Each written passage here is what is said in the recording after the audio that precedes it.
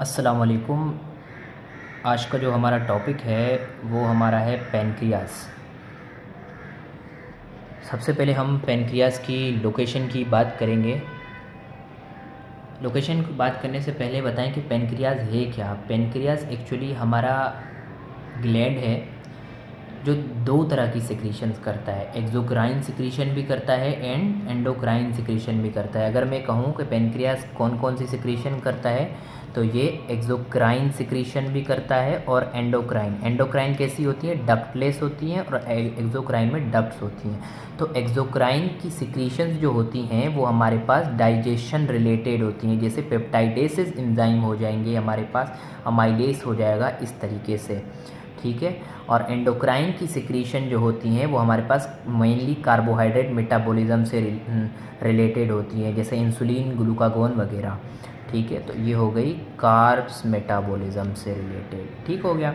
अब आ जाते हैं लोकेशन पे, ठीक है। तो लोकेशन क्या है? ये एब्डोमेन में मौजूद है। कहाँ पर? ये एक एब्डोमिनल विसरा है, एब्डोमेन में मौजूद है। Location posterior to the stomach, most posterior to the stomach. Stomach है ये हमारा, आपको दिख रहा है, ये हम आपका है स्टमक है, ट्रांसपेरेंट दिख रहा है, ट्रांसपेरेंट बनाया हुआ है, मतलब ये स्टमक आगे है, ठीक है। और ये जो नेक, बॉडी, टेल, हेड लिखा हुआ है, ये वाला जो पूरा है ये हमारा क्या है? पैनक्रियास है। तो ये पोस्टीरियर टू स्टमक है, ठीक है। और स्टमक और पैनक्रियास के बीच में हमारे पास है लेसर सेक जो इनको सेपरेट कर रहा है, ठीक है। तो ये हमारी हो गई इसकी लोकेशन, पोस्टीरियर टू स्टमक। अगर मोर एक्चुअल बताऊं कि हमारे पास एब्डोमेन में कहाँ पर मौजूद होता है तो आप कह सकते हैं एपिगैस्ट्रियम, ठीक है। क्वाड्रेंट्स पढ़े होंगे ना, तो epigastrium and left upper quadrant, left upper quadrant, ठीक है। अब देखें आप लोकेशन, ये अगर मैं कहूँ राइट साइड है, ठीक है, और ये लेफ़्ट साइड है, ठीक है, ये सुपीरियर एंड ये इन्फीरियर, ठीक है। ये राइट साइड हो गई, ये लेफ़्ट साइड हो गई। आप देखें ये राइट साइड पैनक्रियास कहाँ से जा रहा है? ये राइट साइड से शुरू हो रहा है, लेफ़्ट की तरफ जा रहा है, ठीक है। तो यहाँ पर भी वही लिखा हुआ है, extend across posterior abdominal wall from duodenum on the right to the spleen on the left. इस तरफ आपका स्प्लीन आपको मिलेगा, ठीक हो गया। तो ये हो गई हमारे पास actual location.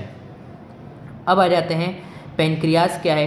Pancreas either retroperitoneal है या इंट्रापेरिटोनियल है, कवर्ड बाय पेरिटोनियम और नॉट, ठीक है। तो पैनक्रियास मेनली जो है वो रेट्रोपेरिटोनियल है, लेकिन इसका जो एक पार्ट है, ठीक है, अभी हम पार्ट करेंगे, ठीक है, टेल जो है इसका, ठीक है, वो रेट्रोपेरिटोनियल है, ठीक है। अब पार्ट्स पे आ जाते हैं। तो इसके कितने पार्ट्स हैं? इसके 5 पार्ट्स हैं, हेड, नेक, बॉडी, टेल, ठीक है। ये तो आम पार्ट्स होते हैं। और एक और पार्ट है जिसका नाम है अनसीनेट प्रोसेस। क्या है? अनसीनेट प्रोसेस, ठीक है। अनसीनेट प्रोसेस क्या होता है? हेड, नेक, बॉडी, टेल सब करेंगे। अब देखें ये सबसे पहला पार्ट हमारा, हम लेफ़्ट की तरफ जाएंगे, हेड है, ठीक है। हेड कैसा है? सबसे वाइडेस्ट पार्ट है। क्या है? हेड, सबसे वाइडेस्ट पार्ट हमारा हेड है। फिर हमारे पास नेरोवेस्ट पार्ट नेक है। फिर थोड़ा सा ऑलमोस्ट ट्रायंगुलर पार्ट हमारी बॉडी है।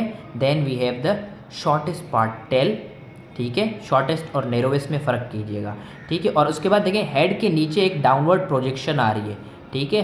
तो ये डाउनवर्ड एक्सटेंशन जो है हेड की, ठीक है, वो नीचे जाके जो है ये है हमारा अनसीनेट प्रोसेस, ठीक है। अब ये हम पढ़ते हैं बुक के टेक्स्ट में क्या लिखा हुआ है, देखें हेड ऑफ पैनक्रियास पहला वो कहाँ है? Lies in the concavity of duodenum. ये हमारे पास क्या है? ये हमारे पास डुओडेनम है, ठीक है। इसकी देखें ये कॉन्केविटी बन रही है, इसके अंदर हमारा ये हेड है, lies in the C shape concavity of duodenum, ठीक है। उसके बाद नेक की बात करते हैं। अब नेक का रिलेशन आएगा, नेक की बात करते हैं तो ये आगे नेक है।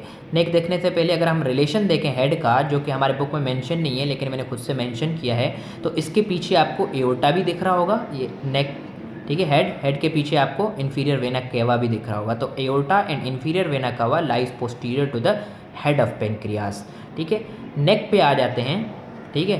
नेक पे आप देखें, नेक के पीछे आपको सुपीरियर मिजेंट्रिक वेसल्स मिलेंगे, यानी superior mesenteric when and superior mesenteric artery, ठीक है। और इसी पीछे, यहीं पीछे सुपीरियर मिजेंट्रिक वेसल्स मिलेंगे और यहाँ पर हमारी क्या बनेगी? पोर्टल वेन बनेगी। जो हमारी सुपीरियर मिजेंट्रिक वेन है, ठीक है, वो किसको ज्वाइन करेगी? स्प्लेनिक वेन को, जो कि यहाँ पर मेरे पास डायग्राम नहीं है वरना मैं आपको दिखा देता, ठीक है। अज्यूम कर लें ठीक है, कि हमारे पास जो है सुपीरियर मेसेंट्रिक वेन और splenic vein posterior to the neck of pancreas join to form the splenic vein.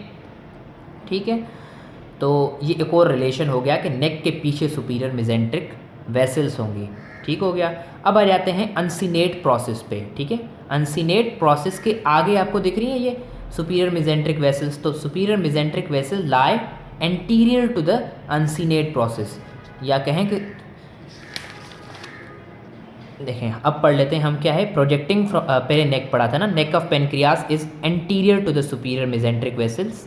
ठीक है, यानी सुपीरियर मेसेंट्रिक वेसल क्या होंगी, पीछे होंगी। ठीक है, इसका मतलब ये एंड पोस्टीरियरली हमारे पास क्या है, superior mesenteric and splenic when join करके क्या बना रही है, पोर्टल वेन।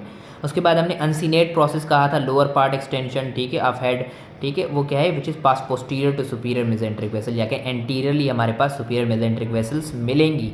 ठीक है, पोस्टीरियरली हमारे पास अनसिनेट प्रोसेस मौजूद होगा, इसका मतलब ये है। ठीक हो गया। अब हमारे पास दो पार्ट रह गए, body and tail. Body part मैंने कहा एलोंगेटेड ट्रायंगुलर होता है और ये नेक से आगे होता है और टेल के पहले होता है। ठीक है, और उसके बाद टेल आएगा। टेल जो है वो मैंने कहा था रेट्रोपेरिटोनियल नहीं है, इंट्रापेरिटोनियल है। वो क्या करेगा, स्प्लेनिको रेनल लिगामेंट को पियर्स करते हुए, या उसी ऐसे कहते हैं कि उसकी लेयर में इनक्लोज होगा। ठीक है, टेल ऑफ पेनक्रियास। तो हमारे पांचों पार्ट हो गए। ठीक हो गया। अब टेल ऑफ पेनक्रियास जो है वो एंटीरियर टू स्प्लीन होगी, a little bit anterior to spleen, तो ये बात भी याद रखें। ठीक हो गया। अब आ जाते हैं इसके डक्ट सिस्टम पे। ठीक है, पार्ट्स हो गए। अब आ जाते हैं इसके डक्ट सिस्टम पे। तो डक्ट क्या है, ये डायग्राम हमें डक्ट्स में हेल्प करेगी। ठीक है, let me zoom it a little bit.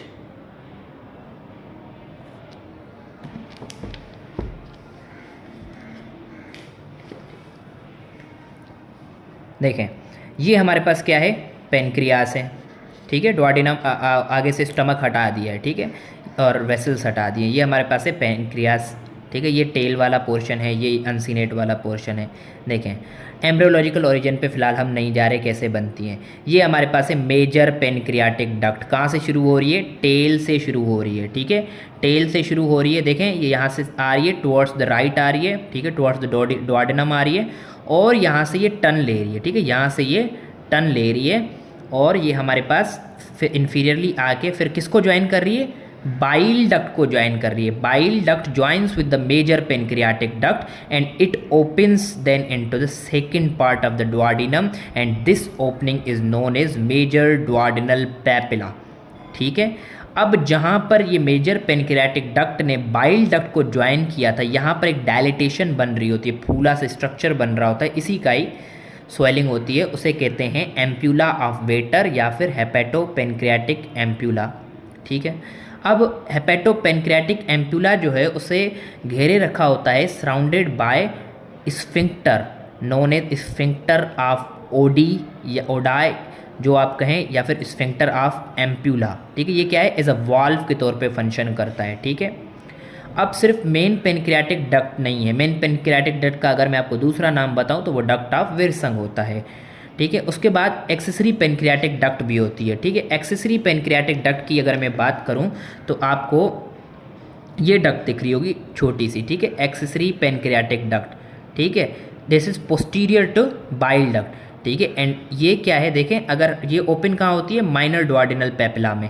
अब माइनर डुओडेनल पेपिला से अगर हम पीछे जाएं, अगर इसको ऑब्जर्व करें इसका कोर्स, तो देखो ये दो में डिवाइड हो रही है, एक इन्फीरियरली जा रही है, एक टू द लेफ्ट जा रही है। अब एक पार्ट जिसको ब्रांच है वो लेफ्ट में जाके जहाँ पर हमारी मेन पेनक्रियाटिक डक्ट हमारी टर्न ले रही है, वहाँ पर जाके इसकी जो पहली ब्रांच है वो इसके साथ ज्वाइन कर लेगी।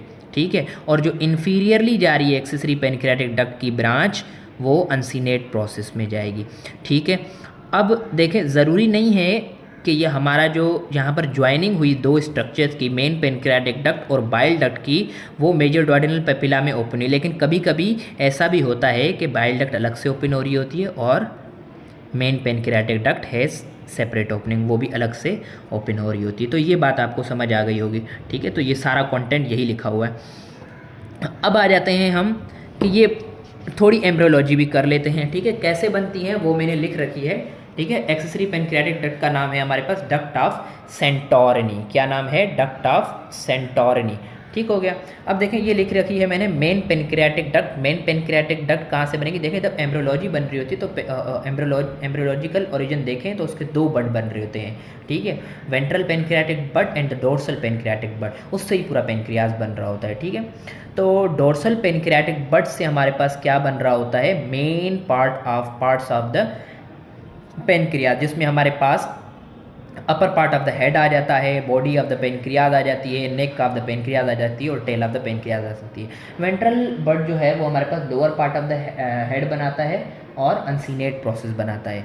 लेकिन अगर डक्ट की बात करें तो डक्ट जो होंगी मेन पेनक्रियाटिक डक्ट वो पूरी डक्ट ऑफ वेंट्रल बड से बनेगी, और जो डोर्सल बड के दो पार्ट होंगे, ठीक है, डिस्टल पार्ट, ठीक है, distal part and the proximal part. Distal part से जो होगा वो हमारे पास मेन पेनक्रियाटिक डक्ट कंट्रीब्यूशन होगा और एक्सेसरी पेनक्रियाटिक डक्ट के लिए proximal part of duct of dorsal bud contribute करेगी, और इसे डक्ट ऑफ सेंटोर्नी भी कहते हैं एक्सेसरी पेनक्रियाटिक डक्ट को। तो ये थोड़ी बहुत एम्ब्रियोलॉजी भी हो गई। अब आ जाते हैं हम आर्टीरियल सप्लाई पे। आर्टीरियल सप्लाई की बात करें तो तीन मेन आर्टरीज अगर हम देखेंगे, ठीक है, उनकी ब्रांचेस सप्लाई करेंगी। एक तो सीलियाक ट्रंक की ब्रांचेस सप्लाई करेंगी। इस तरीके से आपको सारे नाम याद नहीं होंगे तो पहले आप तीन याद कर लें। सीलियाक ट्रंक की ब्रांचेस सप्लाई करेंगी, स्प्लेनिक आर्टरी की ब्रांचेस सप्लाई करेंगी और सुपीरियर मिजेंट्रिक आर्टरी की ब्रांचेस सप्लाई करेंगी, ठीक है। सीलियाक ट्रंक से कौन सी ब्रांच निकलेगी, कॉमन हेपेटिक आर्टरी, और कॉमन हेपेटिक आर्टरी से हमारी गैस्ट्रोडुओडेनल आर्टरी, ठीक है।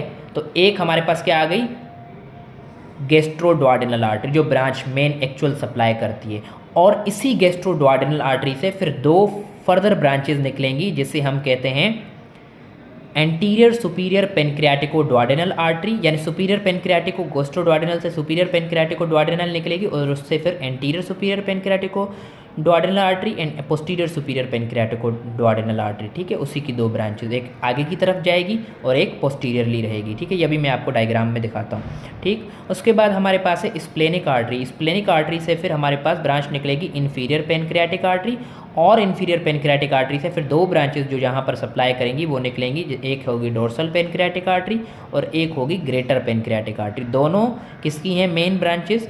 मेन पार्ट इसका कौन है, स्प्लेनिक आर्टरी, जहाँ से ये ओरिजिनेट हो रही है। उसके बाद लास्ट है सुपीरियर मिजेंट्रिक आर्टरी, और सुपीरियर मिजेंट्रिक आर्टरी से ब्रांच निकलेगी इन्फीरियर पेनक्रियाटिको डुओडेनल आर्टरी, और इसी तरीके से इन्फीरियर पेनक्रियाटिको डुओडेनल आर्टरी की anterior inferior pancreatico duodenal artery and posterior inferior pancreatico duodenal artery, जो कि यहाँ लिखी हुई है। तो इस तरीके से ये 7 हो जाएंगी, आप पढ़ेंगे तो आपको समझ में आएगी, ठीक हो गया। अब इनको हम लोकेट करें अगर, तो देखें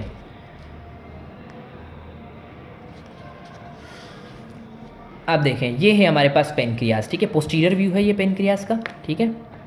अब आप देखें ये आपको सीलियाक ट्रंक दिख रहा है, ठीक है, मेन, ठीक है, सीलियाक ट्रंक। सीलियाक ट्रंक से हमने क्या कहा था, कॉमन हेपेटिक आर्टरी निकलेगी, देखें ये कॉमन हेपेटिक आर्टरी है, ठीक है। हमने कहा फिर उससे गैस्ट्रोडुओडेनल आर्टरी निकलेगी, ये देखें गैस्ट्रोडुओडेनल आर्टरी निकली है, ठीक है। फिर हमने कहा गैस्ट्रोडुओडेनल आर्टरी दो में डिवाइड होगी, ठीक है, anterior superior pancreatico duodenal and posterior superior pancreatico duodenal. देखिए ये पोस्टीरियर सुपीरियर पेनक्रियाटिको डुओडेनल है और ये एंटीरियर आगे की तरफ जाएगी, जो कि कंप्लीटली लोकेट नहीं कर पा रहे हम क्योंकि ये पोस्टीरियर व्यू है, तो ये हो जाएगी anterior superior pancreatico duodenal artery. तो हमने सीलियाक ट्रंक की सारी ब्रांचेस कर ली, ठीक है। अब आ जाते हैं हम सुपीरियर मिजेंट्रिक आर्टरी पे, ठीक है। ये है हमारे पास सुपीरियर मिजेंट्रिक आर्टरी। हमने कहा सुपीरियर मिजेंट्रिक आर्टरी से क्या निकलेगी, इन्फीरियर पेनक्रियाटिको डुओडेनल आर्टरी, और इन्फीरियर पेनक्रियाटिक से एंटीरियर एंड पोस्टीरियर पार्ट्स निकलेंगे। तो ये पोस्टीरियर पार्ट है और एंटीरियर पार्ट आगे की तरफ होगा, ठीक है। एंटीरियर पेनक्रियाटिको डुओडेनल आर्टरी आगे चला जाएगा, ठीक है। अब आ जाते हैं हम अनदर, वो है स्प्लेनिक आर्टरी। हमने कहा स्प्लेनिक आर्टरी से ब्रांचेस निकलेंगी, ठीक है। कौन कौन सी, दो, डोर्सल और ग्रेटर स्प्लेनिक आर्टरी, ठीक है। कौन सी, डोर्सल और ग्रेटर पेनक्रियाटिक आर्टरी, सॉरी। तो स्प्लेनिक आर्टरी याद रखिएगा हमेशा सुपीरियर बॉर्डर ऑफ पेनक्रियाज से जा रही होती है, ठीक है। तो ये स्प्लेनिक आर्टरी देखें ये ब्रांचेस निकल रही हैं, तो ये जो हमारे पास ब्रांच है ये ग्रेटर पेनक्रियाटिक आर्टरी और उसके अलावा जो है हमारे पास डोर्सल पेनक्रियाटिक आर्टरी। अब आप इसी को देख के बता सकते हैं कि किस पार्ट को किसने सप्लाई किया। तो आप देखें कि जो हमारे पास नेक है, सॉरी,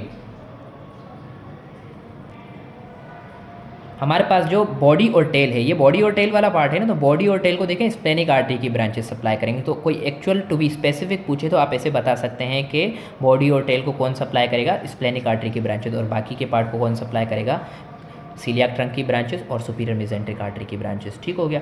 और वेंस क्या हैं, वेंस यही इन्हीं के नामों से कंपनी करेंगी, ठीक है, इनके साथ जाएंगी, जैसे सुपीरियर मेसेंट्रिक वेसल्स हो गई, या फिर हमारे पास पोर्टल वेन हो गई जो हमने बनाई थी बेक ऑफ द पेनक्रियाज पे, ठीक है। तो इस तरीके से तो अब आ जाते हैं, थोड़ा सा डक्ट सिस्टम भी कर लेते हैं, साथ साथ लिवर से रिलेटेड होगा लेकिन हमारे पास पेनक्रियाज में भी आ जाता है, ठीक है। तो इस डक्ट सिस्टम को करने के लिए अगर मैं ये डायग्राम दिखाऊं तो बेहतरीन डायग्राम होगी ये, ठीक हो गया। अब देखें, ये हमारे पास क्या है, गाल ब्लैडर है, ठीक है। ये हमारे पास क्या है, मेजर पेनक्रियाटिक डक्ट है, मेन पेनक्रियाटिक डक्ट है, या डक्ट ऑफ विर्सन है जो ज्वाइन कर रही थी किसको, बाइल डक्ट को, ठीक है। अब बाइल डक्ट कैसे बनी ये सब देखते हैं, ठीक है। ऊपर लिवर होगा यहाँ पर, इसका राइट लोब लेफ्ट लोब्स क्या निकलेंगे वहाँ से, right hepatic duct and left hepatic duct, वो आके right and left hepatic duct मिलके क्या बनेंगे, common hepatic duct. Common hepatic duct जो है वो सिस्टिक डक्ट को ज्वाइन करेगी और क्या बना देगी, बाइल डक्ट। बाइल डक्ट नीचे आएगी और वो ज्वाइन करेगी मेजर पेनक्रियाटिक डक्ट या मेन पेनक्रियाटिक डक्ट या फिर डक्ट ऑफ विर्सन को, और ओपन कहाँ पर होगी, second part of duodenum also known as descending part at the major duodenal papilla. तो ये सारा कोर्स है कि किस तरीके से ये सारी सिक्रीशन एक साथ निकल रही होती है यहाँ पर, ठीक है। तो ये हो गया हमारा।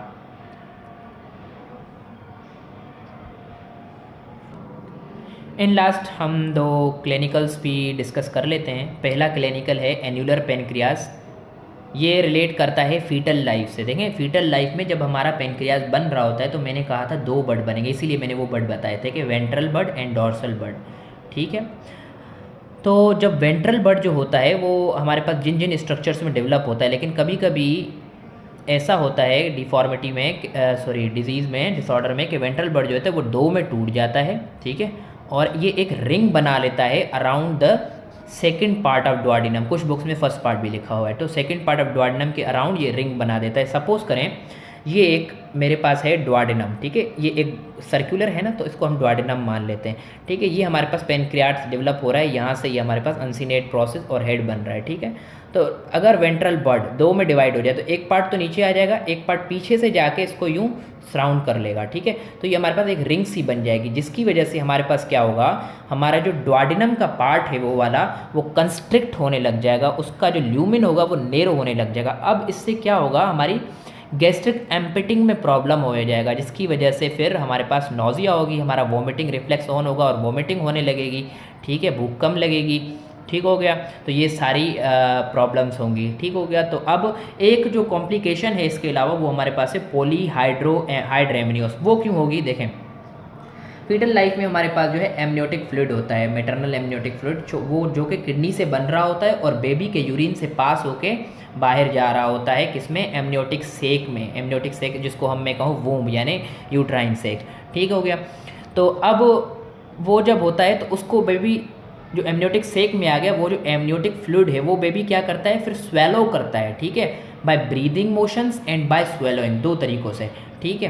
तो अब जब हमारे पास नेरो ल्यूमिन होगा डुओडेनम का ड्यू टू एन्युलर पेनक्रियाज, तो वो पास आउट तो नहीं हो पाएगा, स्वेलो में मसला हो जाएगा, ठीक है। तो इस वजह से फ्लूइड एक्यूमुलेट होने लग जाएगा, जिसकी वजह से हमारे पास पॉलीहाइड्रोएमनियोस हो जाएगा। अब वैल्यू बता दूं अगर मैं आपको, तो सबसे ज़्यादा फ्लूइड ड्यूरिंग फीटल लाइफ जो होता है वो होता है 800 ml, नॉर्मल कंडीशंस की बात कर रहा हूँ, 800 ml at 34 weeks of gestation, ठीक है, ये नॉर्मल होता है। लेकिन during birth full term pregnancy के दरमियान, ठीक है, 600 ml तक बचता है। देखें फ़र्क आ रहा है ना, स्वेलोइंग वगैरह के प्रोसेस की वजह से ये 40 वीक्स पे होता है। तो ये MCQs आ रहे होते हैं साथ साथ, तो मैं भी बताता जा रहा हूँ। उसके अलावा अगर कैंसर हो जाता है या ट्यूमर बन जाता है, ठीक है, कहाँ पर, हेड या अनसीनेट प्रोसेस की जगह पे, तो हेड देखें क्या होता है कि डुओडेनम के साथ है, बिल्कुल इसकी कॉन्केविटी में लाया कर रहा है, तो इस तरीके से वो डुओडेनम में मसला भी कर सकता है, उसको ल्यूमिन को भी नेरो कर सकता है, या फिर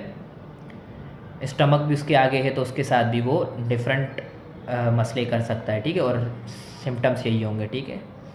तो अब यही चीज़ है, पेनक्रियाटिक कैंसर मोस्ट फ्रीक्वेंट कहाँ हो रहा था है, हेड में और देन नेक में, ठीक हो गया। तो ये सारी चीज़ें हो गई हमने। हाँ, लिम्फेटिक्स रह गए थे, I am sorry, lymphatic discuss करने थे। लिम्फेटिक्स चूँकि लिम्फेटिक्स एंड नर्व इनर्वेशन रह गई थी पेनक्रियाज की, तो लिम्फेटिक्स कौन कौन से, मैं यहाँ लिख भी देता हूँ। लिम्फेटिक्स जो होंगे वो कहाँ से होंगे हमारे पास, pyloric node, pyloric lymph nodes, and हमारे पास होंगे पाइलोरिक हो गए और या सीलियाक हो जाएंगे, ठीक है। सीलियाक और स्प्लेन से रिलेटेड जो भी इस कोर्स में आते हैं सीलियाक हो गए, ठीक है। ये लिम्फ नोड हो गए, ये ड्रेन करेंगे लिम्फ को। और उसके अलावा नर्व इनर्वेशन की बात करूँ तो नर्व इनर्वेशन जो है वो हमारे पास सिंपैथेटिक की अगर बात करें तो वो किससे होगी, वो हमारे पास होगी थोरेसिक स्प्लेनिक नर्व। क्या है, thoracic splenic splanchnic sorry thoracic splanchnic nerve, ठीक है।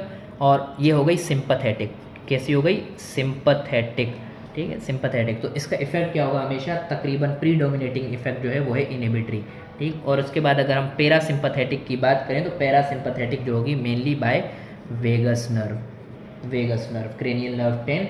ये क्रेनियल नर्व 10 वेगस नर्व क्या है, वो ये स्टिमुलेट करेगी दोनों एक्सोक्राइन एंड एंडोक्राइन सिक्रीशन को। एक्सोक्राइन सिक्रीशन मैंने बता दी, एंडोक्राइन भी सुनते चलें कि वो होते हैं आइलेट्स ऑफ लैंगरहान में cells, alpha cells, beta cells and gamma cell. Alpha cell secrete insulin glucagon and beta cell secrete insulin and gamma cell secrete somatostatin यानी ग्रोथ इनहिबिटिंग हार्मोन। तो ये this was all about pancreas. I hope this made sense. अल्लाह हाफिज़, take care.